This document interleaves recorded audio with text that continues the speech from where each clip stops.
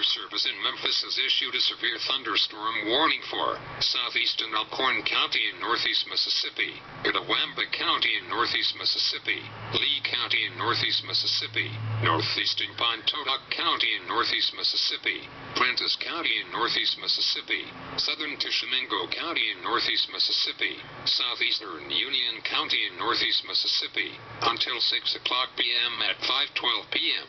National Weather Service Doppler radar indicated a line of severe thunderstorms producing destructive winds in excess of 70 miles per hour. These storms were located along a line extending from Thrashers to New Harmony, or along a line extending from 10 miles east of Booneville to 7 miles north of Trace State Park, and moving southeast at 40 miles per hour. Locations in the warning include but are not limited to Baldwyn, Booneville, Fulton, Tupelo, Verona, Tishomingo State Park, and Tombigby State Park.